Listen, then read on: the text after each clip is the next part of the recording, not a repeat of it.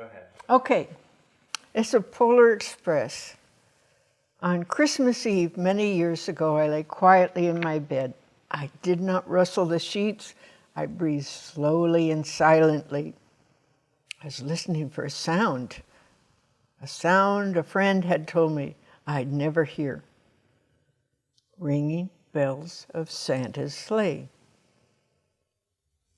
There is no Santa, my friend had insisted, but I knew he was wrong. Late that night, I did hear sounds, though not of ringing bells. From outside came the sound of hissing steam and squeaking metal.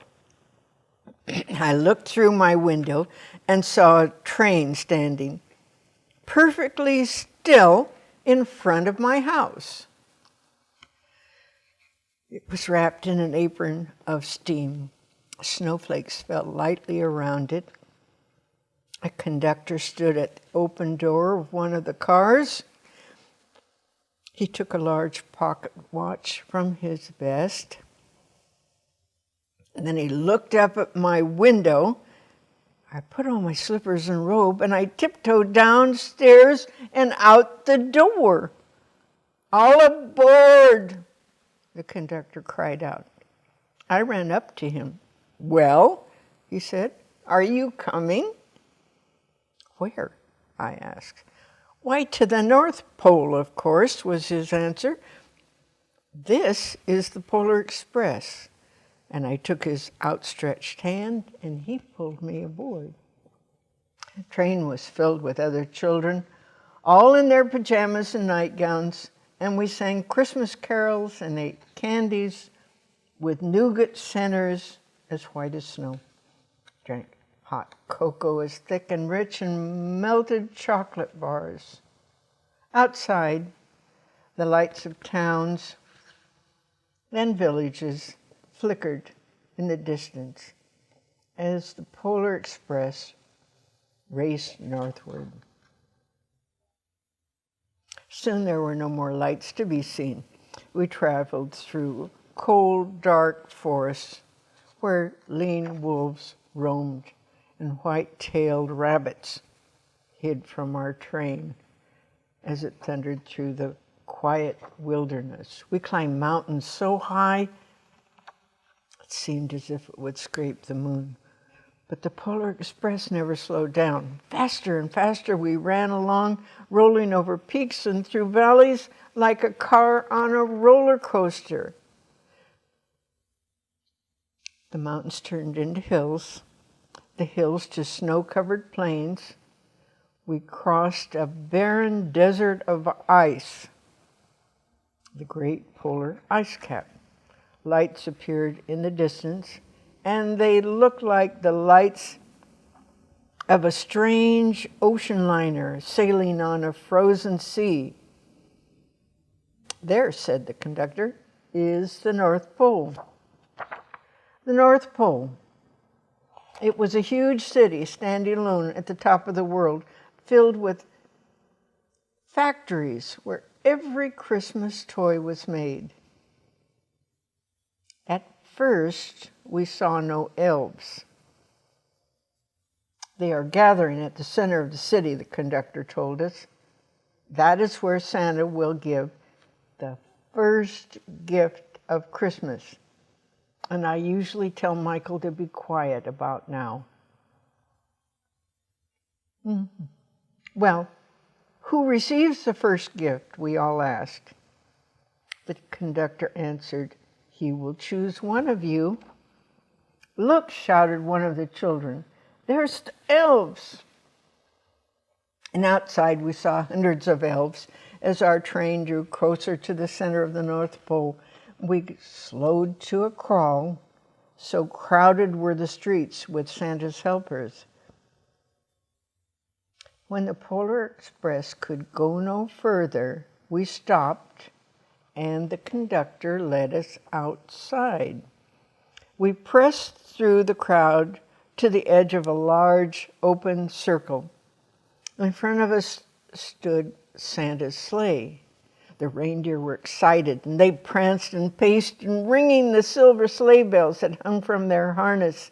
It was a magical sound, like nothing I'd ever heard.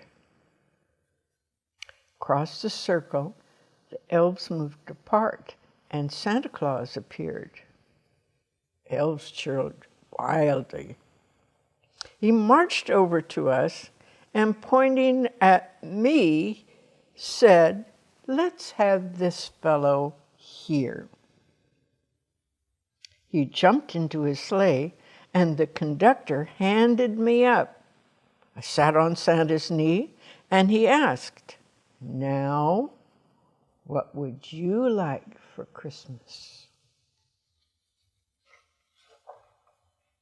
I knew that I could have any gift I could imagine, but the thing I wanted most for Christmas was not inside Santa's giant bag. What I wanted more than anything was one silver bell from Santa's sleigh. When I asked Santa, he smiled. Then he gave me a hug, and he told an elf to cut a bell from a reindeer harness. The elf tossed it up to Santa. He stood holding the bell high above him and called out, "Michael, the first gift of Christmas." It's always going to be Michael that says that, Hayden boy. It's programmed. A clock struck midnight as the elves roared their approval. Santa handed the bell to me, and I put it in my bathrobe pocket. The conductor helped me down from the sleigh, and Santa shouted out the reindeers' names and cracked his whip. His team charged forward and climbed into the air. Santa circled once above us, and then he disappeared into the cold, dark polar sky.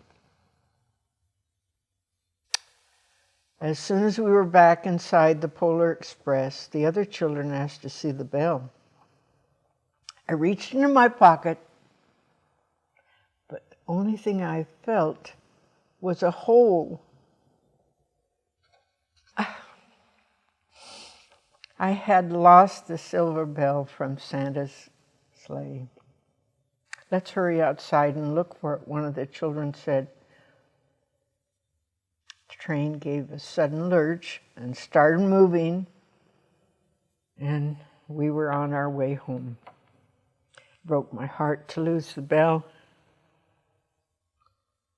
When the train reached my house, I sadly left the other children, and I stood at my doorway and I waved goodbye.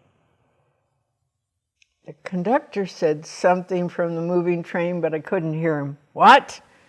I yelled out, and he cupped his hands around his mouth and said, "Merry Christmas."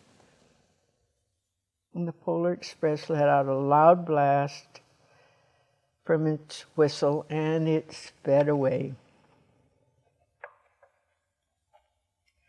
On Christmas morning, my little sister Sarah and I opened our presents. When it looks as if everything had been unwrapped, Sarah found one last small box behind the tree.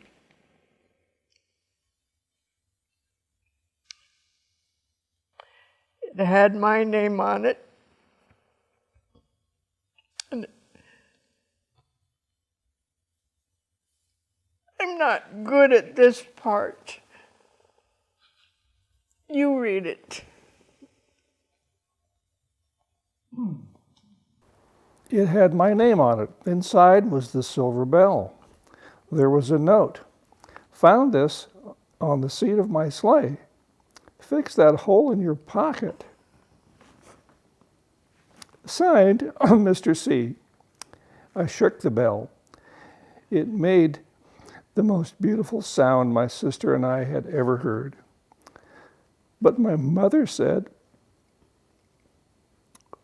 "Oh, that's too bad." "Yes," said my father, "it's broken." When I'd shaken the bell, my parents had not heard a sound.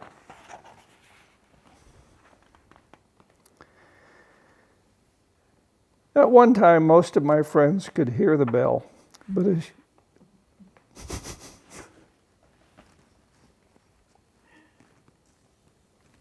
You big boob.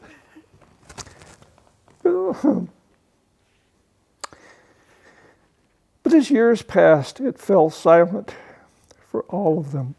Even Sarah found. We're not very good at this.